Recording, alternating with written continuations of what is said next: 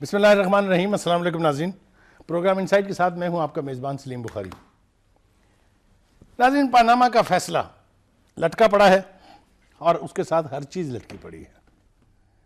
فیصلہ کیا آئے گا یہ تو ابھی کہنا بہت مشکل ہے، اس لیے کہ دونوں ہی طرفین جو ہیں وہ یہ دعویٰ کر رہے ہیں کہ فیصلہ ان کے حق میں آنے جا رہا ہے۔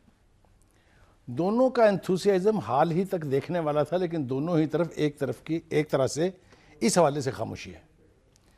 عمران خان صاحب بھی اب کہنے لگے ہیں کہ اگلے الیکشن کی تیاری کرنی چاہیے، اور نواز شریف صاحب تو جو اعلانات کرتے رہے ہیں پچھلے اپنے سارے جلسوں میں، اس کو پہلے ہی لوگ کہہ رہے ہیں کہ انہوں نے اپنی انتخابی مہم کا آغاز کر دیا ہوا ہے۔ کب آئے گا فیصلہ؟ لیکن جب بھی آئے گا، دونوں میں سے ایک کی سیاست کا پٹڑا ہونا ہے۔ یا تو نواز شریف صاحب جو ہیں ان کے بارے میں لوگ یہ توقع رکھ رہے ہیں، خاص طور سے ان کے مخالفین جو ہیں، کہ وہ نااہل قرار دیے جائیں گے، کیونکہ جو فلیٹ لندن میں ہے وہ نواز شریف کا منی لانڈر کیا ہوا پیسہ ہے، جس کے ذریعے وہ خریدے گئے ہیں، اور ملکیت جو ہے ان کے بیٹوں کے نام پر اس کی ظاہر کر دی گئی ہے۔ پھر ایک قضیہ یہ چھڑا کہ نہیں جی، مریم نواز جو ہیں وہ بینیفیشری ممبر ہیں اس کی یا نہیں ہیں۔ پھر اس کے بعد یہ ہوا کہ بات یہاں سے نکل کے پھر چلی گئی کہ نواز شریف صاحب نے اپنی تقریروں میں جھوٹ بولا، کون سی تقریر کو ٹھیک مانے۔ تو یہ ایک طویل عرصے تک یہ جو رہا، کئی مہینے گزر گئے اس میں، میرے خیال سے اب تو 10 مہینے ہونے کو آئے ہیں، تو یہ ڈیبیٹ جو ہے پورے نیشنل لیول کے اوپر جاری رہی ہے۔ آج ہم نے سوچا کہ چونکہ ابھی ہم 23 مارچ سیلیبریٹ کر کے ہٹے ہیں، تو اپنے مہمانوں سے پوچھا جائے کہ یہ پاناما کا فیصلہ آئیدر وے اگر آتا ہے تو ہمارا سیاسی عمل جو ہے، جو اس وقت میرے نزدیک معطل ہے، کیا وہ ریوائیو ہوگا؟ کیا پھر پارٹیاں مل کے الیکشن کیمپین کی طرف جائیں گی یا کیا کریں گی؟ اس پر گفتگو کرنے کے لیے میرے ساتھ تشریف رکھتے ہیں جناب بریگیڈیئر غضنفر علی صاحب، دفاعی تجزیہ نگار ہیں، مگر نیشنل ایشوز کے اوپر بھی ان کی گرفت اتنی ہی مضبوط ہے۔ ان کے ساتھ تشریف رکھتے ہیں عمران خان، اینکر ہیں، ہمارے کلیگ ہیں، اور ماشاءاللہ جس جرأت کے ساتھ وہ بات کرتے ہیں وہی ہمیں ان سے محبت بھی کراتی ہے، اور ہم چاہتے ہیں کہ ان کے اس جرأت سے مستفید ہوا جائے جتنا بھی ہم ہو سکتے ہیں۔ ان کے ساتھ تشریف رکھتے ہیں چیف نیوز ایڈیٹر ہیں نوائے وقت گروپ کے، اور ہمارے ساتھی ہیں، بہت سینئر دوست ہیں، جناب دلاور چودھری صاحب۔ تو ان سے گفتگو کریں گے جس موضوع کی طرف میں نے اشارے کیے ہیں۔ بریگیڈیئر صاحب، یہ جو کچھ اس حوالے سے پچھلے 10 مہینے میں ہوا، کہیں فوج سے لڑائی کرائی جا رہی تھی، کہیں سیاستدانوں کو کہا جا رہا تھا اینٹی فوج ہیں، کہیں کچھ آپ کو پتہ ہے ہر کس قسم کی گفتگو ہوتی رہی ہے۔ پھر اس کے بعد کہا آپ لوٹر ہیں، انہوں نے کہا آپ لوٹر ہیں، پھر اس نے کہا آپ کی آف شور کمپنی ہے، انہوں نے کہا آپ کی بھی آف شور کمپنیز ہیں۔ تو ایک عجیب کھچڑی سی پکی رہی ہے۔ مجھے یہ بتائیے گا کہ فیصلہ جو پہلی بات تو یہ ہے کہ یہ فیصلہ اتنی دیر سے روکا ہوا کیوں ہے؟ ہم کورٹ کے اوپر کوئی تنقید نہیں کرنا چاہتے، لیکن میرے خیال سے اتنے سینسٹیو ایشوز جن کے ساتھ سیاست کا مستقبل جڑا ہو، اس کے اوپر فیصلے میں بلا جواز تاخیر نہیں ہونی چاہیے۔ What's your take on it? بہت بہت شکریہ بخاری صاحب۔ میں پاکستان کی سیاست اور پاکستان کے عوام کی سوچ کے حساب سے ایک چیز آپ کو اس سے پہلے ذکر ضرور کرنا چاہوں گا، جی، اور وہ بنیادی طور پہ جو اب ایشو ایک نیا جس کو حسین حقانی نے ڈسکلوز کیا، اور یہ کہا گیا کہ امریکنز کے ویزے جو ہیں وہ زرداری صاحب کی مرضی سے جاری کیے گئے تھے اور گورنمنٹ کی مرضی، اور اس کے اوپر پیپلز پارٹی کا کمپلیٹ ڈینائل آیا، لیکن ابھی گورنمنٹ نے لیٹر ریلیز کیا۔ اب تو خط بھی تو مجھے حیدر اس بات پہ ہوئی کہ جب وہ لیٹر ریلیز ہو گیا ہے تو رات کو میں 2 سینیٹرز خواجہ صاحب ہیں اور ایک اور سن رہا تھا جو وہ کہتے ہیں جی لیٹر فیک ہے۔ سو اس سے آپ اندازہ کریں کہ ہماری سوچ کے محور کیا ہیں۔ ہمارے دوسری چیز یہ ہے کہ آج بڑی امپورٹنٹ ایک چیز ہوئی ہے، اس کو دیکھ لیجئے گا کہ ایک سعید احمد صاحب تھے ڈپٹی گورنر اسٹیٹ بینک کے، جو ایک مینہٹن بینک اور ایک کیئر گروپ کے مینیجر، وہاں سے وہ ڈپٹی مینیجر کے عہدے پہ موجود تھے، یہ ان کی کوالیفیکیشن تھی۔ ان کو آج نیشنل بینک کا پریزیڈنٹ لگا دیا گیا، اور کہیں سے کوئی ہیو اینڈ کرائی نہیں آیا، ٹھیک، جو میرٹ کی اب یہ ہماری سیاست ابھی تک ہمارا یہ حال ہے۔ ہماری چیزیں ہیں۔ اب یہ پرسپشن جو ہے یا یہ امپریشن جو ہے، اگر تو پبلک اس کو رائٹ اسپرٹ میں بائے کرے اور یہ سوچے کہ یہ زیادتیاں بنیادی طور پہ ان کے ساتھ ہو رہی ہیں، تب تو ہم یہ فورسی کر سکتے ہیں کہ پاناما کا فیصلہ جو ہے وہ پولیٹیکل ہلچل ڈالے گا۔ مجھے تو لگتا ہے فیصلہ جیسے آیا، ہمارے ہاں چونکہ پرسنالٹی اورینٹڈ پالیٹکس ہے، یعنی اگر ایک سینیٹر یہ کہے یہ جانتے ہوئے کہ جی حسین حقانی نے جو کچھ کہا وہ سچ پہ مبنی ہے، یا زرداری صاحب کا اور حسین حقانی کا امریکن کنیکشن، اگر وہ کہے کہ جی لیٹر جو ہے یہ جاری ہوا ہے فیک ہے، یہ مسلم لیگ نون ایک فیڈرل سیکٹری کے مقصد ہے، یہ مسلم لیگ نون نے فیک لیٹر جاری، تو آپ مجھے بتائیے کہ آپ کیا انٹیسپیٹ کر رہے ہیں؟ کیوں نہیں کہہ رہے تھے کہ زرداری صاحب نے اس وقت تک نہیں، آج فرحت اللہ بابر نے کہہ دیا تو اب سارے کہہ دیں کہ ہاں یہ ٹھیک۔ بات یہ ہے کہ پاکستان میں دکھ کی بات یہ ہے کہ ہم لوگوں کو ذات کے اوپر جج کرتے ہیں، پرفارمنس کے اوپر جج نہیں کرتے۔ ابھی پاناما کا جو آپ نے ذکر کیا اور پاناما کی 10 مہینے کی جو پروسیڈنگز ہیں اس میں جو چیزیں ہیں، میں تو نووس ہوں لاء میں، لیکن جو پرسیپشن لیتا ہوں اس پرسیپشن میں مجھے ایک چیز بڑی کلیئرٹی سے نظر آتی ہے، اور اس میں مجھے کلیئرٹی سے یہ چیز نظر آتی ہے کہ جو کچھ چیزیں ڈسکس ہو رہی ہیں اس میں کہیں نہ کہیں کوئی طوفان پوشیدہ ہے، کہیں نہ کوئی ابہام پوشیدہ ہے، کہیں نہ کوئی سوال پوشیدہ ہے۔ وہ سوال یہ ہے کہ جو چیزیں ریز کی گئی ہیں کیا وہ قانونی تھی یا وہ غیر قانونی تھی؟ اب یہ سعید احمد صاحب کی بات لے لیں، یہ اسحاق ڈار کے ساتھ منی لانڈرنگ میں بھی ان کے اوپر الزام لگا تھا، انہوں نے کہا جی آپ بینک اکاؤنٹ بتائیں، لیکن ایک چیز تو سامنے، پھر بھی گورنمنٹ نے ان کو، پھر بھی پرائم منسٹر نے سمری سینکشن کر کے، اس کا مطلب ہے کہ وہاں بھی ایڈمنٹ ہے کہ جو کچھ مرضی ہو جائے، جو غلطیاں آپ ایکسیپٹ کریں یا جو غلطیاں آپ کمٹ کریں، بار بار وہی غلطی نہیں ماننا، ہم وہی کریں گے۔ اب پاناما کے فیصلے کے بعد بھی میں اس کو اسی طرح فورسی کر رہا ہوں۔ میں آپ کے پاس واپس آتا ہوں اس کو لے کے۔ عمران، بعض اوقات ہوتا یہ ہے، آپ تو خود ایکسپیرینس کرتے ہوں گے کہ بات آپ کرنا کچھ چاہ رہے ہوتے ہیں، وہ کسی اور ڈائمینشن میں چلی جاتی ہے، لیکن وہ بھی انیویٹیبل ہوتا ہے۔ یہی اب بھی ہم بات تو پاناما پر کرنا چاہ رہے ہیں، لیکن جس طرف اشارے کیے ہیں بریگیڈ صاحب نے کہ اگر ہمارے ہاں میرٹس کی وائلیشن کا یہی لیول رہے گا، آگے سے سی پیک آ رہا ہے، پھر تو پتہ نہیں کیا ہوگا۔ اگر ہم نے اسی طرح سے انکوالیفائڈ لوگوں کو اتنی کی سلاٹس میں لگانا ہے تو پاکستان کا کیا بنے گا؟ پہلا حصہ پاناما سے متعلق، do you agree with this observation جو میں نے ابتدا میں بیان کی کہ جو بھی فیصلہ آئے گا دونوں میں سے ایک کا سیاسی مستقبل جو ہے وہ ضرور اس سے افیکٹ ہوگا؟ پرس یور ٹیک۔ ہونا یہ چاہیے۔ واو، یعنی جو آپ کہہ رہے ہیں اگر ایسا ہو جاتا ہے تو یہ بڑا قوم پہ احسان ہو جائے گا۔ لوگوں کی توقعات اس فیصلے سے اب بند گئی ہیں۔ یعنی میں آپ کو فرینکلی یہ بتاؤں، یہ کہنے میں اب کوئی آڑ نہیں، یہ ایک ایسا معاملہ ہے جس کو شریف خاندان پورا کا پورا مل کے جسٹیفائی نہیں کر سکا۔ ٹھیک، آپ مجھے بتائیں کہ قطر کے خط سے بڑا کوئی مذاق ہو سکتا ہے اس قوم کے ساتھ؟ ہو سکتا ہے ان کا حلال کا پیسہ، میں یہ نہیں کہہ رہا کہ حرام کا پیسہ ہے، ہو سکتا ہے حلال کا پیسہ، اس کو جسٹیفائی نہیں کر پا رہے فور دا ٹائم بھی، ان سے ہو نہیں پا رہا۔ تو جس نے بھی ان کو یہ مشورہ دیا کہ قطر والے کا خط لے کے آ جائیں، سر بڑا ہی خوفناک مشورہ دیا، مذاق بنا کے رکھ دیا پرائم منسٹر کو اور اس کے خاندان کو، اس آدمی نے جس نے ان کو یہ قطر کے خط والا مشورہ دیا۔ یعنی اب پاکستان میں قطر کا نام کہیں بھی آتا ہے تو آٹومیٹکلی وہ قطر کا خط اور شریف خاندان ساتھ جڑ جاتا ہے۔ جوک بن گیا نا، مذاق بن گیا سر، یقین کریں، حکمران فیملی مذاق بن گئی۔ یہ اچھی بات نہیں ہے، morale نیچے جاتا ہے لوگوں کا۔ نیشن کو یہ لگتا ہے کہ یہ کیا ہے، ہم کس ملک میں رہ رہے ہیں جس کا وزیر اعظم قطر سے خط لا کے اپنی جسٹیفیکیشن دے رہا ہے کہ جناب میری دولت جو ہے وہ ایسے بنی تھی، اور اس سے پہلے کبھی اس کا ذکر بھی نہیں کرتا۔ تو فیصلہ کوئی بھی آئے وہ پاکستان کی سمت ضرور بنائے گا، فیصلے سے پتا چلے گا کہ پاکستان نے جانا کدھر کو ہے۔ دیکھیں نا، یہاں مشین لگی ہوئی ہے سرخرو ہونے کی، ایان علی سرخرو ہو گئی، ڈاکٹر عاصم سرخرو ہو گئے، ان سے پہلے آصف علی زرداری وہ بھی سرخرو ہو گئے تھے، میاں صاحبان کے کیس سے پیپلز پارٹی کے دورے حکومت حامد سعید کاظمی یہ بھی سرخرو ہو گئے تھے، حامد سعید کاظمی سرخرو ہوئے ہیں۔ مجھے کہتے ہیں پیپلز پارٹی والے کہ تم عدالت کی توہین کر رہے ہو، یہ کہہ کر کے عدالت نے چھوڑا ہے، تم کہہ رہے ہو جی وہ غلط ہو گیا، چھوٹ گیا۔ ہم کب یہ کہہ رہے ہیں؟ قانون تو اندھا ہوتا ہے صاحب، آپ اس کے سامنے کچھ بھی جا کے رکھیں وہ اس کو تولے گا اور فیصلہ کر دے گا، جج کا اور کیا کام۔ ہمارے ملک میں یہ ڈیلیما بھی رہا ہے کہ قانون کے ساتھ ساتھ کبھی کبھی انصاف بھی اندھا رہا ہے۔ آپ کا اس میں زیادہ تجربہ ہے سر۔ لیکن سر جی دیکھیں، یہ جو حامد سعید کاظمی والا معاملہ ہے، مقدمہ سر آپ لڑیں گے تو جیتیں گے نا۔ جب آپ ان کے وہاں سے سعودیز خط لکھ رہے ہیں کہ لوٹ مار مچی ہے، بھئی تباہ کر کے رکھ دیا، قریب والی بلڈنگیں سستی مل رہی تھی، دور جو زیر تعمیر تھی وہ مہنگی لے لی انہوں نے، اور پیسہ اپنی جیب میں ڈالا کمیشن کا، تو وہ ثابت کرنا کون سا مشکل تھا؟ جب ادارے چاہیں کہ انہوں نے نہیں ثابت کرنا تو نہیں کرنا صاحب، پھر عدالت کیا کرے؟ عدالت زبردستی سزا دے دے، ایسا نہیں ہو سکتا۔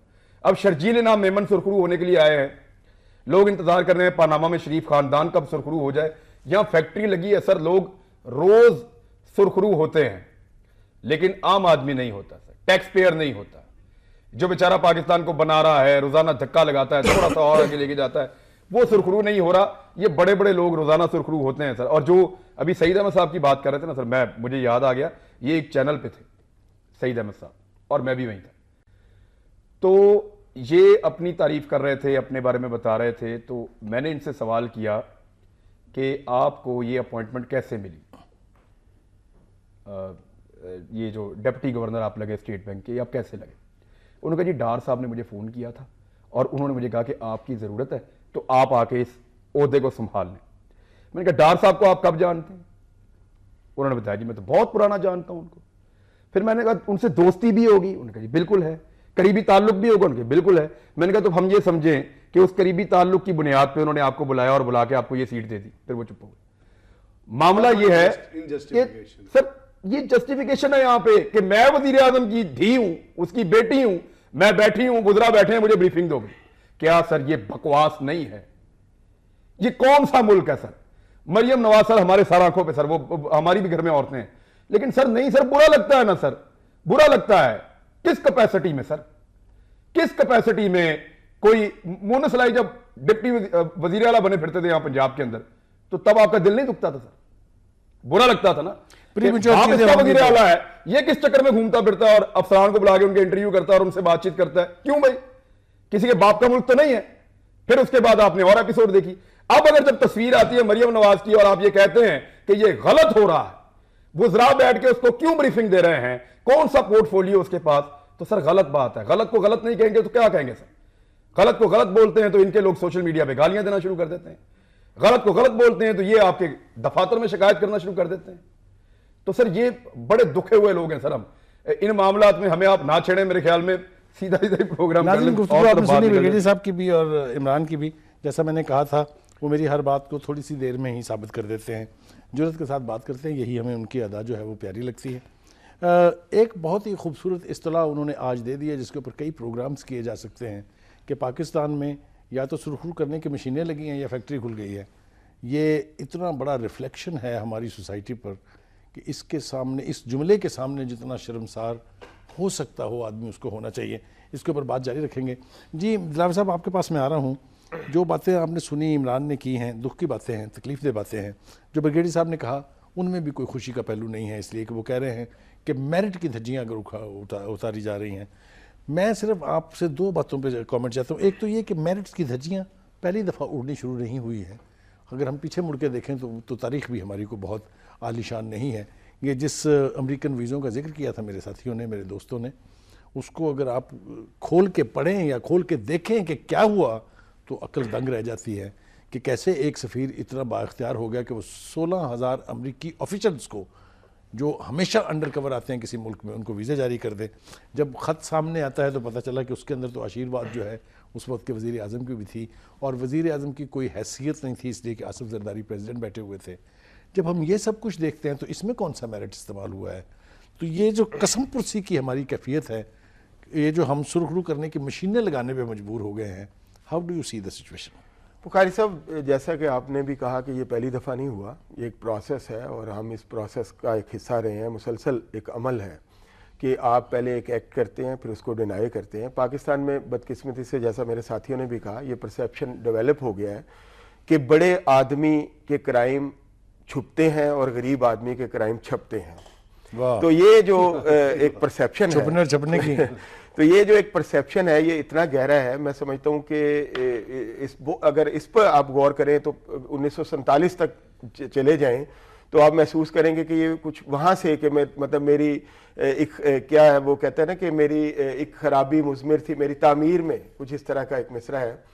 تو یہ بالکل اس طرح ہوا ہے ہمارے ساتھ. یہ آج کی بات نہیں ہے کہ آپ بڑے دھڑلے سے ایک کام کرتے ہیں پھر اس کو ڈینائی کرتے ہیں. جیسا کہ آپ نے اشارہ کیا کہ نرگس سیٹھی صاحبہ کی خطوں کے دستخط سے خط جاری ہوا جو کہ حسین حقانی کو لکھا گیا, جو کہ منظر عام پر آیا ہے.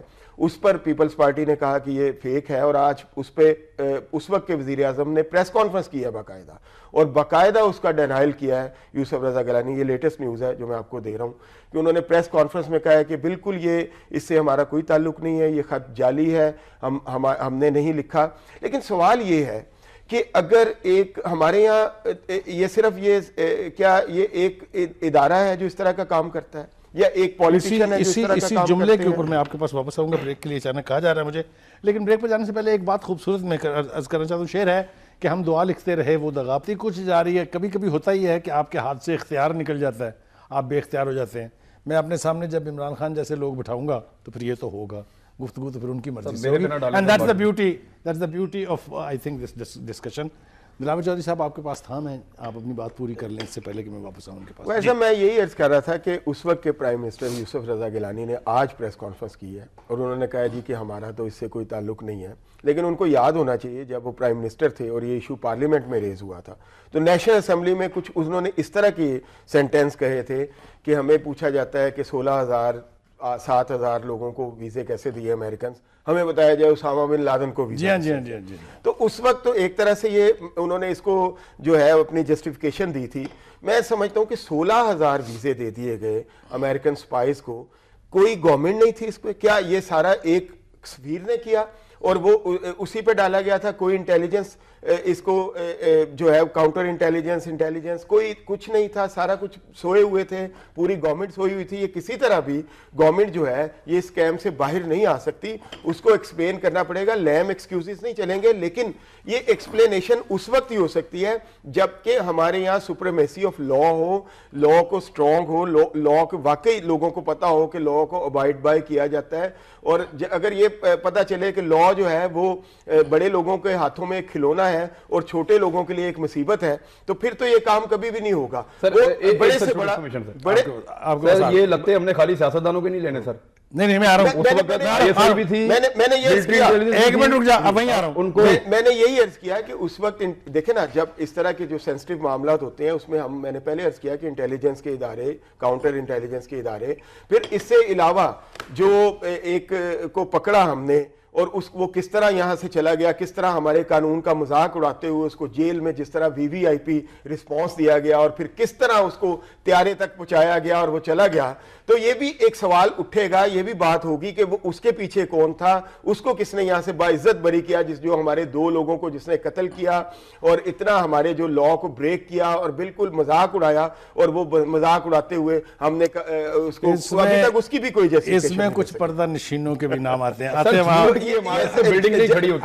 ایک جملے کہوں گا بخاری صاحب کہ جب تک پردہ نشینوں سمیت تمام جو ذمہ داران ہیں وہ جب تک سامنے نہیں آئیں گے, ان کو سامنے نہیں لایا جائے گا, برنگ ٹو جسٹس نہیں کیا جائے گا, کوشش کرتا ہوں یہ سلسلہ ایک شخص کو سامنے لانے کی. 16,000 ویزوں کا الزام لگا, ہم پیپلز پارٹی کی جان کو آئے ہوئے ہیں. عمران خان میری گواہی دے گا اور خود وہ یوم حشر برپا کیے ہوئے ہیں پیپلز پارٹی کا, کیسے ہو گیا یہ. لیکن تھوڑا پیچھے چلتے ہیں جناب. اس ملک کے 2 ایئرپورٹ امریکنوں کے سپرد کس نے کیے تھے؟ آپ یہ بتائیے کہ وہ کولن پال کی کال کس کو آئی تھی؟ بالکل آپ نے اس کے اوپر بھی تھوڑی سی بات ہونی چاہیے. بالکل صحیح آپ نے. جس وقت 9/11 ہوا اس سے جنرل محمود جو تھے وہ امریکہ میں تھے. جی اور جنرل محمود کی and he happen to be our intelligence وہی ہیپن ٹو بی DGISI. جی اور ان کی میٹنگ ہوئی تھی امریکن اسٹیبلشمنٹ کے ساتھ, بلکہ ان کو بلایا گیا تھا اور اس کے بعد پھر ان کی شکایت بھی آ گئی تھی کہ جی وہ کچھ چیزوں پہ راضی نہیں ہو رہے. پھر جنرل مشرف کو کال آئی تھی اور یہ کتابوں کا حصہ ہے. اوباما ایٹ وار اٹھا کے پڑھ لیں, بش ایٹ وار اٹھا کے پڑھ لیں, اپنی کتابیں نہ پڑھیں, ان کی کتابیں پڑھ لیں. انہوں نے کہا کہ جی ہم حیران ہو گئے کہ جب ہماری 6 باتیں مان لی گئی, کیونکہ ہم یہ سمجھ رہے تھے کہ پاکستان نیگوشیٹ کرے گا اسٹیبلشمنٹ آف دی ایئرپورٹس کے اوپر, پاکستان نیگوشیٹ کرے گا ٹیرف ہم نے کیا پے کرنا ہے اور اس طرح کی جو چیزیں. لیکن وہ چاہتے ہیں 3 باتیں انہوں نے کہا تھا پاکستان مان لے گا, اوور فلائٹ مان لے گا, آپریشن مان لے گا اور اس کے ساتھ ساتھ ایک tracing of the intelligence network limited طور پہ مان لے گا. لیکن ہم حیران ہو گئے جب انہوں نے 6 باتیں بغیر اف اینڈ بٹ کے مان لی. اب اس کے بعد جنرل پرویز مشرف نے آپ کو کہا کہ میں نے کیوں مانی کہ I wanted to save Pakistan, یہ ان کا ریشنل ہے. لیکن وہ جو چیزیں آپ پوائنٹ آؤٹ کر رہے ہیں وہ بنیادی طور پہ غلط ہوئی. اس کے بعد اب آگے چلیے, تھوڑا سا آگے جب آتے ہیں اور جب وار آن ٹیرر شروع ہوئی اور جس طرح افغانستان میں پاتھ فائنڈرز آئے اور اس کے بعد تورا بورا شروع ہوا اور افغانستان میں پینٹاگون اور ان کے جو ایسٹس ہیں ان کو لینڈ کیا گیا, تو اس سے ضرورت تھی کہ پاکستان سے بھی آپریشن شروع کیے جائے. پاکستان کی بھی ٹرائبل ایریا میں FC ہوتی تھی, FC بھی نہیں تھی, لمیٹڈ لیویز ہوتی تھی. تو FC پہلے انٹر ہوئی, پھر آرمی انٹر ہوئی اور آرمی کا بنو والا بریگیڈ تھا جس کو پہلے انٹر کیا گیا تھا اور وہاں پہ اس نے پہلے آپریشن کیا ایک کمپاؤنڈ کے اوپر جس پہ انٹرینڈ تھا, کیجویلٹیز بھی ہوئی.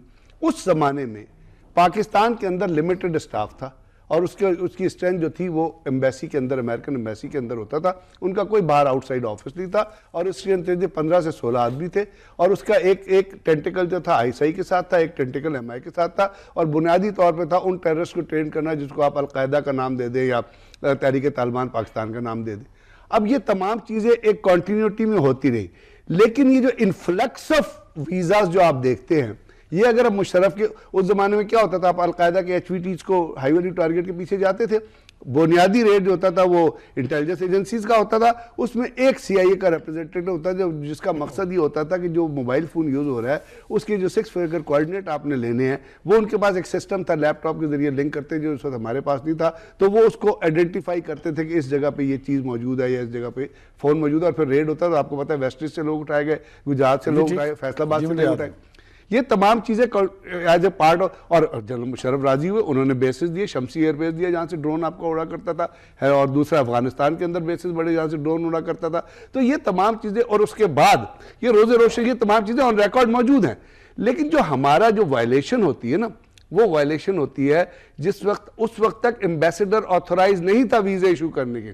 اب آپ کانٹیکسٹ پڑھیں اس لیٹر کا, اور اس لیٹر کی آخری لائن آتھورائز کر رہا ہے پہلے, تو وہ آتھورائز, اور وہ یہ کہہ رہا ہے کہ ان میں تمام چیزیں جو ہے ایسے سمجھے کہ جو ہم نے ان کو چیزیں اس سے پہلے دی تھیں وہ افغانستان میں وار کرنے جا رہے تھے سر, وہ جہاز اڑا کے پاکستان میں بم نہیں مارتے تھے, وہ افغانستان میں لڑائی کرنے جا رہے تھے. 9/11 کے بعد جو بھی صورتحال رہی ہوگی وہ مشرف صاحب کے ساتھ بحث کر سکتے ہیں, آپ ان کے ساتھ نہیں, اس کی پارٹنرشپ تھی نا, اس کی پارٹنرشپ یہ تھی, اس کی کولیشن یہ تھی کہ افغانستان کے اندر امریکن فورسز آپریشن کریں گی, اور اس کی کنڈیشن یہ تھی کہ Pakistani forces, not the American forces, ایک وہ ہے پاکستانی فورسز آپریشن کریں گی آپ کے ٹرائبل ایریاز میں. میں نے جیسے آپ کی عرض کیا کہ ٹرائبل ایریاز میں آرمی کی کوئی انٹرفیئرنس نہیں تھی, جو آپ کی 7 ایجنسیز تھی. تو پہلی دفعہ انڈکشن ہوئی اس وقت, اس کے بعد پھر وہ چیزیں نیک محمد سے آگے آپ چلتے جائیں, جس طرح ڈرون اٹیک ہونے شروع ہوئے وہ بڑھتے گئے, وہ پھر آپ کے ایئر بیسز سے ہوئے, اور وہ شمسی کہہ لیں یا ہیلمند کہہ لیں یا ننگرہار یا جہاں پہ ان کا اپنا کولیشن فورسز کا بیس تھا. تو وہ چیزیں تو ہیں سامنے, اور جنرل مشرف کے زمانے میں وہ چیزیں ہوئی. لیکن میں جو آپ سے عرض کر رہا ہوں, جس چیز کو آپ ڈسکس کر رہے ہیں وہ یہ ہے کہ اتنے لوگ کیوں آئے اور کس طرح آئے.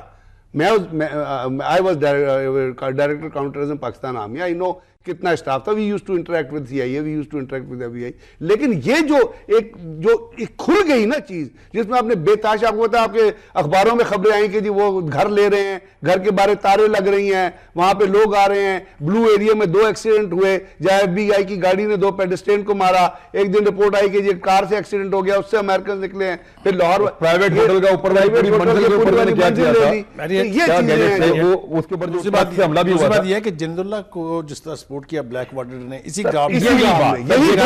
تعلقات کا بیڑا غرق کرایا. پھر آپ کے اندر جتنے اٹیک امریکی جاسوس جو پاکستان آئے ویزا لے کر آئے ہیں, پہلے تو اسٹیبلش کریں انہوں نے نقصان کیا پہنچایا, ان کے کن کن کے ساتھ لنک تھے, وہ کہاں کہاں جاتے تھے, انہوں نے کیا کیا یہاں پہ بنایا پاکستان میں جس نے پاکستان کو اس کے بعد خون کے اندر نہلا دیا. پاکستان کی وہ حالت کر دی کہ 2009 میں, 2010 میں, 2011 میں شدید ترین پاکستان کے اوپر حملے ہوئے ہیں دہشت گردی کے. فورسز پہ الگ ہوئے, سویلینز پہ الگ ہوئے. ایک ایسی سٹیٹ پاکستان بن گیا تھا جو خدا نہ خواستہ ایسا لگتا تھا پتہ نہیں بچے گی یا نہیں بچے گی. روگ سٹیٹ ہمیں کہا گیا, ڈیفالٹر سٹیٹ ہمیں کہا گیا, ٹیررسٹ سٹیٹ ہمیں کہا گیا. ایک چیز عرض کروں گا اس میں, جیسے سوری جس طرح دلاور نے پوائنٹ آؤٹ کیا تھا, اس میں ان لوگوں کا بھی ضرور ذکر ہونا چاہیے جو اس زمانے میں جنہوں نے امریکن کے ساتھ کام کیا, جو فوجی تھے, اور بعد میں امریکن نے ان کو خالی وہ نہیں, ایک سیکنڈ نہیں, ان کا بھی ہونا چاہیے. بعد میں امریکن نے ان کو بینیفٹ کیا, کسی کو بزنس اسٹیبلش کر کے دیا, کسی کو گھر لے, ابھی آپ بہت سارے نوکریاں ملی ہوئی ہیں. ٹھیک ہے, وہ یہ چیزیں جو ہے نا, یہ واقعی یہ چیزیں ہیں, ان پہ سوال اٹھنے چاہیے. ایک سر اس میں ایک نہیں, میں آپ کا سوال بہت اچھا لے کے آ رہا ہوں, آپ کو مزہ ہے. ناظرین, یہ میں نے جو 2 ایئرپورٹ کی بات کی تھی, پہلے تو ان کا نام بتا دیں آپ کو کہ ایک جیکب آباد تھا, دوسرا پشنی تھا. ان دونوں ایئرپورٹس کے امریکنوں کے انڈر آپریشن ہونے کا پتہ اس وقت چلا جب ایک فوجی بریگیڈیئر کو اس ایئرپورٹ پر داخلے کی اجازت نہیں ملی. اس نے آ کے وہ چیخو پکار کی اور اس نے وہ کھڑکایا کہ ایسا کیسے ہوتا تھا کہ میرے ملک کا ایئرپورٹ ہے اور میں وہاں نہیں جا سکتا. پتہ چلا وہ تو امریکن سیکورٹی ہے, وہاں پر امریکن جانے نہیں دیتے. ایک بات. دوسری بات یہ ہے کہ یہ رابرٹ میکنامارا, ایک نام آپ نے سنا ہوگا, امریکہ کا وہ سیکٹری تھا ڈیفینس اپنے فائنانس کا, جب 60 کی دہائی میں چائنا کے ساتھ ہم نے تعلقات امریکہ کے کروائے, آپ کو یاد ہوگا جب بھٹو صاحب فارن منسٹر تھے, تو اس نے امریکن پریزیڈنٹ کو جا کے کہا کہ اب ہمیں پاکستان کی کوئی نہ کوئی مدد کرنی چاہیے. تو اس نے پوچھا کیا؟ اس نے کہا جی ان کو تو فائنینشیل سپورٹ دینی چاہیے تاکہ وہ اپنے کچھ منصوبے بنا سکے. اس نے کہا ہاؤ مچ؟ 1 بلین دے دو ان کو. یہ ریکارڈ کی بات ہے, میں آ رہا ہوں اس کے ریفرنس کے اوپر بھی.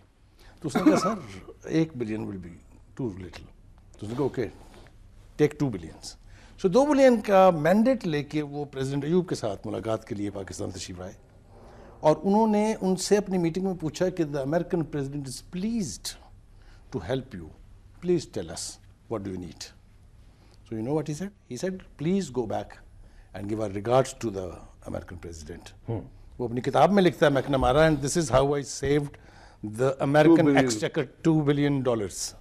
ہمارا تو حال یہ رہا ہے, آپ کہہ رہے ہیں انہوں بارگین کرنا چاہیے تھا کہ بابا جب آپ یہ کر رہے ہیں. نہیں, they were ready to bargain. وہ یہ کہتے ہیں کہ ہم ہاں میں وہی کہہ رہا ہوں, اور ہمارے یہاں تھینک یو کہہ کے ان کو ہمارے یہاں بارگین پتہ کس چیز پہ ہوتا ہے ہمیشہ, ہمیں پیسے دے دو ہم سے کام لیں. خالی پیسے نہیں ہوتے, آپ کے انٹرسٹ ہوتا ہے, آپ کے مفادات ہوتے ہیں. وڈورڈ کے حوالے سے میں ایک چیز ہے, میں آپ کے پاس واپس آ رہا ہوں, پہلے ذرا عمران سے میں اس کے اوپر. جی ہمارے انٹرسٹ ہوتے ہیں سر, ملکوں کے انٹرسٹ. ہمیں اقتدار دے دو, ملکوں کو خالی پیسہ نہیں چاہیے ہوتا. یہاں پہ تو پارٹیز آپ کے ساتھ ڈیل کرتی ہیں کہ جی آپ جو چاہتے ہیں ہم وہ کر دیتے ہیں. ایک آدمی نے تو یہ بھی کہا تھا کہ ہمیں بھی ٹرائی کریں جناب, اپنی داڑھی بھی رکھی ہوئی ہے, جو آپ کہیں گے وہ کر دیں گے. یہاں پارٹیز ڈیل کرتی ہیں کہ جناب ہمیں اقتدار میں لائیں, ہم سے کام کروائیں, جو کہیں گے کریں گے. صاحب اقتدار جو لوگ ہوتے ہیں وہ ڈیل کرتے ہیں جی پیسہ دیتے جائیں اور کام لیتے جائیں. ایسا نہیں ہے سر, آپ کے انٹرسٹ ہوتے ہیں. دیکھیں آج ہماری رولنگ لیڈ میں ڈیلی ویجز میں رہی ہے, پورا ہو گیا نا. ان کو آپ نے حساب کتاب صرف سیاستدانوں کا لینا ہے سر. 50 سال پرانا کیس ہے میاں نواز شریف کی فیملی کا, اس کے اوپر ہو رہا ہے. جتنے ریٹائر فوجی ہیں وہ آ کے بیٹھ کے روزانہ بھاشن دے کے چلے جاتے ہیں. وہ یہ کہتے ہیں جناب احتساب کر لو, احتساب کر لو, پکڑ لو, ضرور پکڑ لو بھائی, میں بھی اس کے حق میں پکڑ لو جنہوں نے 2 نمبری کی ہے. لیکن سر اپنا بھی تو حساب دیں نا. یہ بتائیں کہ جب پیپلز پارٹی نے سینکڑوں بندے پاکستان میں گھسا لیے تھے, آپ دہی کھا کے سو رہے تھے. آپ کی ایجنسیاں اس وقت کیا کر رہی تھی ایئرپورٹوں کے اوپر, آپ تنخواہیں کس مد میں وصول کر رہے تھے, آپ کی توجہ کس طرف تھی. یہ تو ان کو حساب اپنا بھی دینا پڑے گا. ان کو بتانا پڑے گا کہ جناب ہم اس وقت جو ہے وہ یہ کام کر رہے تھے, یا یہ ہماری مجبوری تھی, ہم نہیں بتا پائے تھے, یا ہمیں بھی اس کے اندر شامل رکھا گیا تھا. دیکھیں نیت کا پتہ کہاں سے پتہ چلتا ہے؟ جب خبر آتی ہے کہ ایبٹ آباد میں اسامہ بن لادن کو مار دیا, تو آپ کے وزیر اعظم کے حوالے سے امیجیٹ رسپونڈ آتا ہے کہ بہت مبارک ہو آپ کو, تاریخی فتح ہے. اور ہمارا صدر جو ہے وہ ایک آرٹیکل لکھ دیتا ہے, اس کو تاریخی فتح قرار دیتے ہیں, اور پھر بعد میں بھاگ جاتے ہیں, اس سے اپنے ہی بیان سے بھاگ جاتے ہیں, اور اس کے اوپر بعد میں انکوائریاں اور یہ وہ سب سارا سر قوم کو دھوکہ دینے کے لیے نا انکوائری. اگر آپ نے واقعی انکوائری کی ہے تو آپ لوگوں کے سامنے لے کر آئے رپورٹس, آپ بتائیں جناب اس کے اندر کیا لکھا ہے, کون رسپانسبل تھا, کس کی کتنی رسپانسبلٹی تھی, کون کہاں ذمہ دار تھا. کچھ بھی نہیں سر. جس دن ان کا دل کرے گا نا وہ شکیل افریدی کو لے جائیں گے, یہ اسٹیبلشمنٹ بھی کچھ نہیں بولے گی, یہ حکمران بھی کچھ نہیں بولیں گے. ہم اور آپ یہاں بیٹھ کے ایسے ہی کرتے ہوئے بری شکلیں بنا کے ایک پروگرام کریں گے اور اٹھ کے اپنے اپنے گھر چلے جائیں. یہاں سے ناظرین ریمنڈ ڈیوس جو ہے وہ انتہائی ادب اور احترام کے ساتھ ایک اسپیشل چارٹرڈ فلائٹ میں پاکستان سے امریکہ چلا جاتا ہے, اور امریکہ میں جا کے ہماری ایک بیٹی عافیہ صدیقی جو ہے وہ 80 برس کی سزا بھگت رہی ہے امریکن جیلوں کے اندر رتھلیس طریقے سے, ایک ایسے جرم کی پاداش میں جو اس نے کمٹ نہیں کیا تھا. الزام اس پر صرف یہ ہے کہ انہوں نے بندوق تانی تھی ایک امریکن پر, چلائی نہیں تھی, جو بھی غلط ہے. یہ اور یہ یعنی ہماری انٹیلیجنس ایجنسیز نے, ہمارے انویسٹیگیٹرز نے ثابت کر دیا ہوا ہے کہ یہ بات غلط ہے. آپ کچھ کہنا چاہ رہے تھے بخاری صاحب؟ ایک تو بریگیڈ صاحب نے بڑی اچھی بات کی کہ جو لوگ چھپے ہوئے جنہوں نے مدد کی ہے اور پھر مراحت لی ہیں, ان کا میرے سمجھ تو بڑی بیلنس بات ہے. اس کو ویٹ دینا چاہیے کہ انہوں نے صرف پولیٹیشینز پہ نہیں رکھا بلکہ انہوں نے اس پہ بھی بات کی, حالانکہ ان کا بھی ایک یہی تو وہ بھی کہہ رہے ہیں, عمران بھی یہی کہہ رہے ہیں, میں بھی یہی کہہ رہا ہوں. مطلب میں ایک کہتا ہوں کہ ایک تو اس کو بالکل ہائی لائٹ کرنا چاہیے. دوسری بات یہ ہے کہ ہمارے یہاں ایک میرا خیال ہے کہ ایک کمیشن بننا چاہیے, جو اس دفعہ کمیشن جو ہے اس کی رپورٹ غائب نہیں ہونی چاہیے, اور اس پہ یہ جس طرح ہم کہتے ہیں. آپ نے کیسے کہہ دیا آج تک کون سے کمیشن کی رپورٹ آئی ہے؟ میں وہی تو کہہ رہا ہوں, اس کی غائب نہیں ہونی چاہیے. اور ایک خدشے کا مجھے اظہار کرنے دیجئے کہ اگر خدا نہ خواستہ کسی اور حوالے سے ایک اور کمیشن لیکن اور کوئی بات نہیں ہے نا, ہمارے پاس کوئی حل نہیں ہے کہ وہ اس پہ یہ ہونا چاہیے جس طرح ہم کہتے ہیں نا جی 47 سے قرضے کس نے معاف کرائے. یہ کمیشن بھی ضرور بن کے اس کی رپورٹ سامنے آنی چاہیے کہ پاکستان کلائنٹ سٹیٹ کیسے بنا, کیسے सिंध तास माहिदे पर प्रेशर में आके अयूब खान साहब ने दरियाओं का माहिदा किया, कैसे ज़ियाउल हक साहब ने एक एक्सट्रीमिज्म का जो बयानिया अभी तक हमारे गले पड़ा हुआ है वो कबूल किया, कैसे जो बॉब वुडवर्ड की बात की, कैसे पता है बॉब वुडवर्ड ने लिखा है कि आर्मटेज ने फोन किया और कॉलिन पावल साथ थे। एक 7th उसमें पॉइंट था कि तालिबान जो है उसके खिलाफ पाकिस्तान लड़ेगा भी। वो कहते थे कि हमें डाउट है कि इस पे पाकिस्तान कंप्रोमाइज नहीं करेगा, वो कहेगा आपको लॉजिस्टिक स्टेट्स सपोर्ट दे देंगे सारा कुछ, लेकिन ये नहीं होगा। लेकिन जब एक ही सिंगल फोन कॉल पे उसने 7th पॉइंट भी मान लिया मुशर्रफ साहब ने, तो वो बड़े खुशी से भागते हुए गए। वॉर कमेटी की मीटिंग हो रही थी, बुश उसको चेयर कर रहे थे, उन्होंने कहा आप क्या 24 घंटे से काम कर रहे हैं, काम तो हम ये 5 मिनट में करके आए हैं। और वो ये है कि सातों के सातों पॉइंट बशमूल जिसको तालिबान की हुकूमत, जिसको कि पाकिस्तान ने तस्लीम किया हुआ है, हम उसको भी उसके खिलाफ लड़ने पर आमादा करके आए और ये 5 मिनट की फोन कॉल पे करके आए। ये बॉब वुडवर्ड ने लिखा है। तो ये पहली बात नहीं है, ये पहली दफा नहीं हुआ। मैंने जैसा अर्ज किया कि हमें एक पूरा एक कमीशन इस पे डेवलप करना पड़ेगा, बनाना पड़ेगा, और ईमानदारी से जब तक हम रियलिटी को फेस नहीं करेंगे, यूफोरिक रहेंगे, बिल्कुल जज्बाती बातें करेंगे और थर्ड रेट रेटरिक अपनाए रखेंगे, उस वक्त हम ठीक होने वाले नहीं हैं। हम इस तरह के इश्यूज आगे भी फेस करते रहेंगे और हमारे लोग कई जो करता धरता है वो ये काम करेंगे। कई लोगों को वीजे भी मिलते रहेंगे, कई लोगों को मराहत भी मिलती रहेंगी, हम क्लाइंट स्टेट के तौर पे काम भी करते रहेंगे और उसके बाद उसको बड़े आराम से डिनाई करके कहीं बाहर के मुल्कों में अपने अकाउंट्स रख के सारी उम्र ऐश भी करते रहेंगे। तो ये बात बहुत जरूरी है। नाज़रीन, ये जो दो मेरे मेहमान हैं, इमरान खान और ये दिलावर चौधरी, ये जो कुछ कह रहे हैं या जो कुछ तकाजा कर रहे हैं या जो इनकी जुस्तजू है, उसके हवाले से एक बहुत ही रवायती किस्म का शेर है, उसको थोड़ी सी मैं अमेंडमेंट के साथ कह रहा हूँ कि अनोखे लाडले खेलन को मांगे चांद। एक और भी रख रहे हैं एक और भी है, ये नईम बुखारी साहब ने सुनाया था कि पानी दे विच मारना सोटा ए पार्टी ऐ नहीं होना ते जो तू चाहना वो नहीं होना।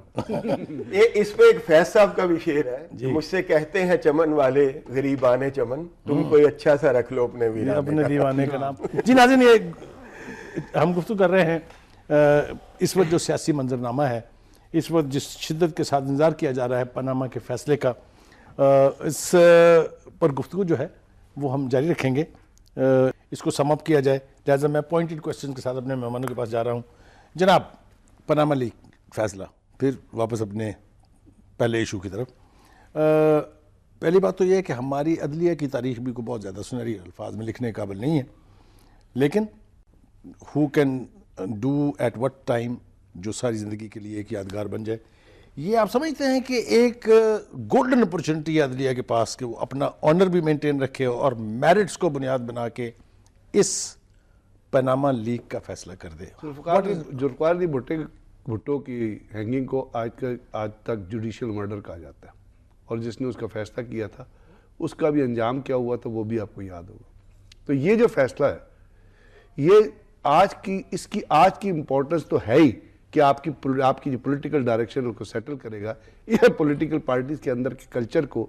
और इसमें एक बड़ी एडवांटेजेस ये बात जो ये है कि इमरान खान को जो आप मर्जी कहें, लेकिन कम से कम एक उसको क्रेडिट आपको देना पड़ेगा कि वो पहली दफा एक करप्शन के नाम पे या बेनामी अकाउंट्स के नाम पे एक प्राइम मिनिस्टर को सुप्रीम कोर्ट में, उनकी फैमिली को सुप्रीम कोर्ट तक ले आया। बिल्कुल ठीक है, ये आपको क्रेडिट देना पड़ेगा और ये क्रेडिट उसके साथ रहेगा। और जो पढ़े लिखे लोग, समझदार लोग हैं, वो उस क्रेडिट को भी समझते हैं। अब पनामा का ये मेरी नजर में, मैं ये सोचता हूँ जो फैसला आएगा, ये आज नहीं बुखारी साहब, ये आज से पाकिस्तान अल्हम्दुलिल्लाह जिंदा रहेगा तो आज से 50 साल बाद भी आपकी जुडिशियल हिस्ट्री में कोर्ट किया जाएगा, इसको अदालतों में कोर्ट किया जाएगा कि तबीजुद्दीन का फैसला हुआ था तो इसको भी कोर्ट किया है। अगर ये फैसला कोर्ट किया जाएगा तो मुझे लगता है कि जो जुडिशरी ने पिछले दिनों, इवन लाहौर हाई कोर्ट ने जो फैसला दिया जिसमें प्राइम मिनिस्टर की जो शुगर मिलें थी उनको उन्होंने बंद कराया, या अभी सिंध हाई कोर्ट ने फैसला दिया कि जितने कॉन्ट्रैक्ट 19 और 20 के जो आपने बगैर प्रोविंशियल बोर्ड की सिफारिश के उनको या फारिग करें या हम उनको रिटायर, तो जुडिशरी मुझे एक डिफरेंट शेड जो है वो ज़रूर नज़र आ रहा है। और अभी जो चीज़ें हुई हैं और जिससे लोगों ने परसेप्शन लिया है, उसमें पनामा का फैसला मुझे लगता है कि उस मेरिट पे आएगा जिस मेरिट को लोग भी फोर्सी कर रहे हैं।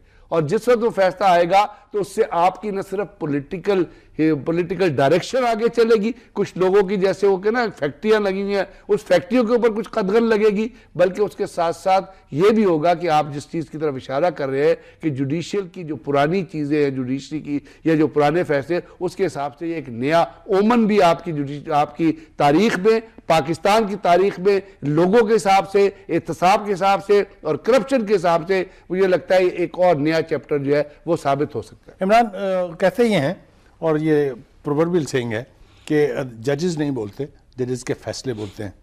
لہٰذا دونوں طرف ہینڈ میں ہم نے ایک چیز کامن دیکھی کہ جو ججز کے ریمارکس تھے یا جو ان کی آبزرویشنز تھی, اس کو بنیاد بنا کے لوگوں نے اپنے اپنے حق میں فیصلے کر لیے. ایسی گفتگو ہوئی ہے, چاہے وہ سپریم کورٹ کے گیٹ کے بالکل سامنے تھی, چاہے رات کو بیٹھ کے 8 بجے کے شوز میں تھی. آپ نے بھی دیکھی, میں نے بھی دیکھی, کڑے بھی ہیں ہم, مجھے اچھی طرح سے پتہ ہے, مجھے یقین ہے کہ آپ بھی کڑے ہوں گے. تو یہ آپ مجھے بتائیں کہ کیا یہ روش ٹھیک ہے کہ عدالت میں ہونے والی گفتگو کو بنیاد بنا کے آپ کے دل میں جو آئے آپ بیٹھ کے کہیں؟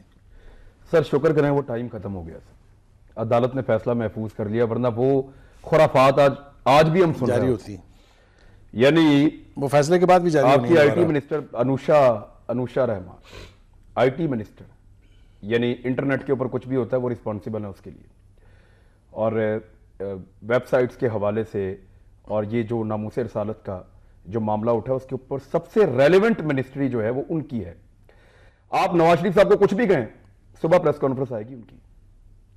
ناموس رسالت پہ آپ مجھے بتائیں انہوں نے کتنی پریس کانفرنس کی ابھی تک؟ انہوں نے کراچی میں جا کے اس پہ گفتگو کی ہے ضرور, وہ جو ہولی کے تہوار پہ ہو گئے تھے. میں کر رہا ہوں تیاری کر کے آگے بیٹھ کے بات کرنا. سر نواز شریف صاحب کے بارے میں ذرا سی بات چونچا ہوتی تھی تو یہ پریس کانفرنس کرنے کے لیے فوراً پہنچ جاتے. وزراء کا کام ہے صاحب, آپ اپنے دفاتر سنبھالیں, اپنے ڈپارٹمنٹ سنبھالیں, وہاں پہ آپ کام کریں.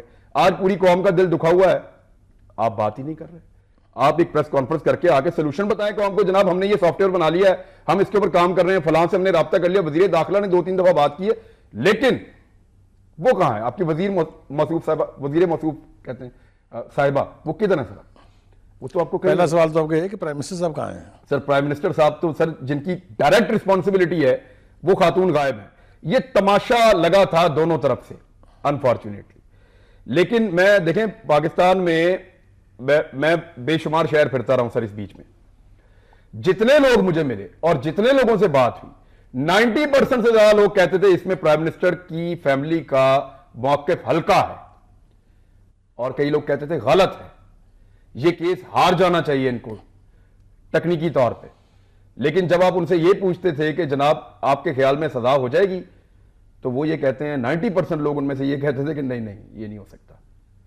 تو یہ تو آپ کی جوڈیشری کے اوپر لوگوں کا ٹرسٹ تھا انفارچونیٹلی. نیوز ویک میں ایک آرٹیکل چھپا ہے اسی ہفتے کے نیوز ویک میں, جس میں بھی انہوں نے اسی قسم کی گفتگو کی ہے جو آپ کر رہے ہیں, کہ شاید ایسا فیصلہ ہوگا جو ہلکی سی چٹکی ضرور کاٹے گا پرائم منسٹر کو, اور اتنی ہی ہلکی سی چٹکی کاٹے گا اپوزیشن کو بھی, جس میں پی ٹی آئی سر فہرست ہے. اور پھر اصل چٹکی تو پھر عوام کو کٹ جائے گی نا سر. عوام کو یعنی چٹکے کٹ رہے ہیں, عوام کو تو آپ نے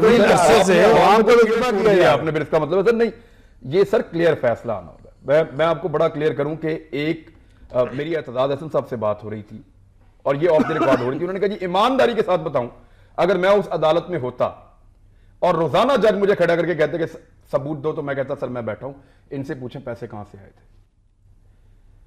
جتنے دن وہ کہتے ہیں کیس چلا ہے, میں ایک دن بھی کھڑا ہو کے ثبوت نہ دیتا. میں کہتا کہ میرے پاس ثبوت ہیں, میں نہیں دے رہا, ان سے پوچھیں پیسے کہاں سے آئے. جب انہوں نے مان لیا کہ یہ پراپرٹی ہماری ہے, تو آپ بتائیں بنائی کیسے.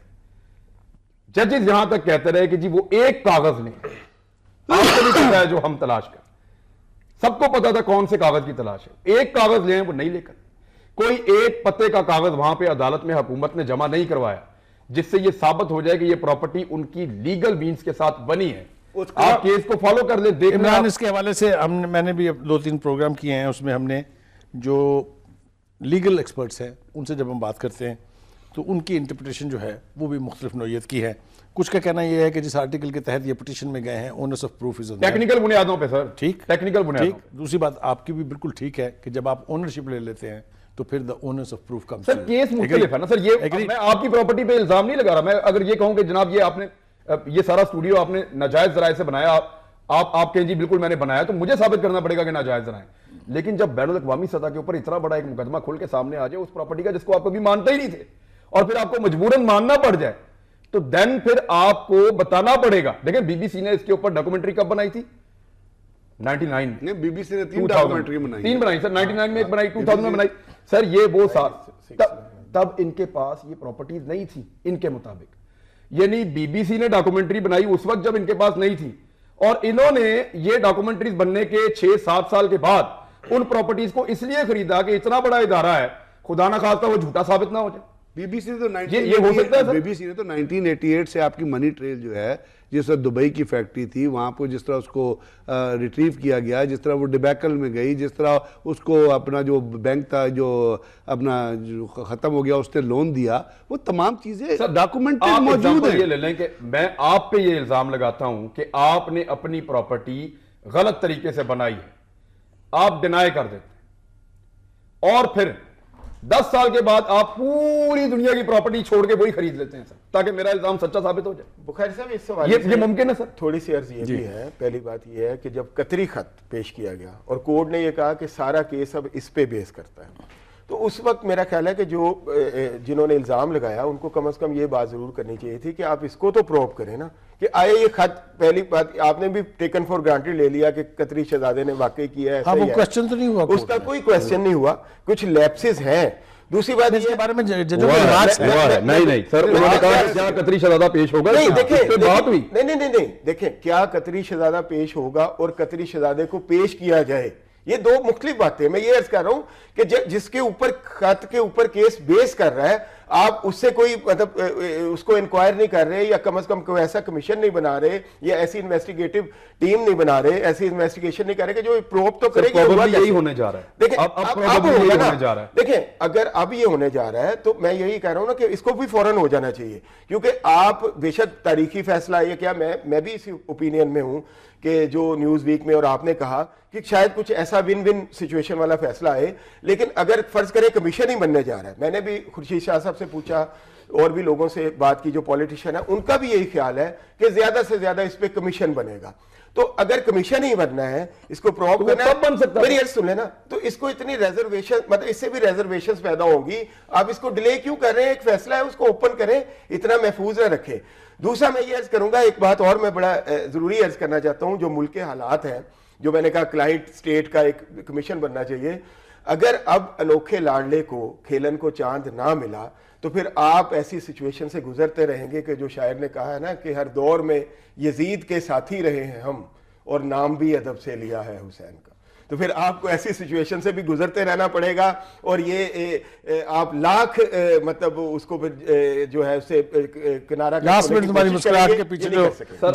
انہوں نے کمیشن بنایا عدالت نے, تو ایک تو اپوزیشن پولیٹیکل پارٹی جو نہیں مانتی تھی وہ پھر نہیں مانے گی, اور کمیشن کو اب لوگ اس لیے لاسٹ میں عمران خان صاحب کہہ چکے ہیں, آخری ان کی جو ہے موقف وہ یہ ہے کہ ہم کمیشن مان لیں گے. پہلے انہوں نے کہا کمیشن بنایا جائے, لیکن میں نے آپ سے شروع میں جو بات اس لیے کی تھی, ادارے کا فیصلہ کچھ اور ہے, انڈیویجول کا کچھ اور. بات یہ ہے کہ پبلک کو بھی اپنی پرسپشن اور پبلک کو بھی اپنی ریالٹی پارٹیوں کی طرف دیکھنی چاہیے کہ کون سنسیئر ہے پاکستان ساتھ, کون کرپشن کر رہا ہے, کس کو آپ نے ووٹ دینا, کس کو آپ نے ووٹ نہیں دینا. مصیبت یہ ہے کہ تمام چیزیں ہونے کے بعد ہمارے عوام پھر بھی جو ہے کوئی قومیت پہ کھڑا ہوگا, کوئی ایتھنیسٹی پہ کھڑا ہوگا, کوئی اپنا فائدے پہ کھڑا ہوگا, کوئی ڈپٹی گورنر بن کے یہ تمام عوام کو یہ سوچنا چاہیے کہ یہ جو 1600 بندے ہیں یہ کیوں آئے ہیں, یہ پیپلز پارٹی کا پرسپشن ہے, یہ آصف زرداری کا پرسپشن ٹرن اوور رہتا ہے نا, وہ عوام نہیں ہے. 65 تو اس سسٹم سے نکل گئے ہیں. لوگوں کو سوچنا پڑے گا, ہم تو بات کر رہے ہیں نا, لیکن میری نظر میں لوگوں کو بھی آج یہ سوچنا پڑے گا, لوگوں کو یہ سوچنا پڑے گا. میں یہ عرض کر رہا ہوں کہ 65% آف دی پاپولیشن جو ہے وہ تو اب اس سسٹم پر ٹرسٹ ہی نہیں کر رہی, اس کو کیٹر ہی نہیں کر رہی. وقت ختم ہو گیا, گفتگو بہت انٹرسٹنگ ہے, لیکن وہ ایک کانفرنس ہو رہی تھی 3 دن تک, وہ لوگ بیٹھ کے ڈیلیگیٹس اس کے کانفرنس کو ڈیبیٹ کرتے رہے ایشوز کو, اور چوتھے دن اس کے چیئرمین نے اناؤنس کیا کہ حاضرین میں بڑے فخر سے یہ اناؤنس کرنا چاہتا ہوں کہ 4 دن کی ڈیلیبریشن کے بعد یہ کانفرنس کسی نتیجے پر نہیں پہنچی ہے. آج کے اس پروگرام میں مجھے وہی رول ادا کرنا ہے, اس لیے کہ کمپلیکس معاملہ اتنا ہے کہ اس کے اوپر کوئی براہ راست الٹیمیٹ بات نہیں کہی جا سکتی، لیکن جس طرح میرے تینوں مہمانوں نے کہا اور بالکل درست کہا کہ یہ فیصلہ جو ہے یہ بنیاد فراہم کرے گا کہ پاکستان میں آئندہ سیاست کیسے ہونی ہے، آئندہ حکمرانی کا حق کس کو ملے گا۔ اس کے ساتھ ہی اپنے میزبان سلیم بخاری کو اجازت دیجیے، اللہ حافظ۔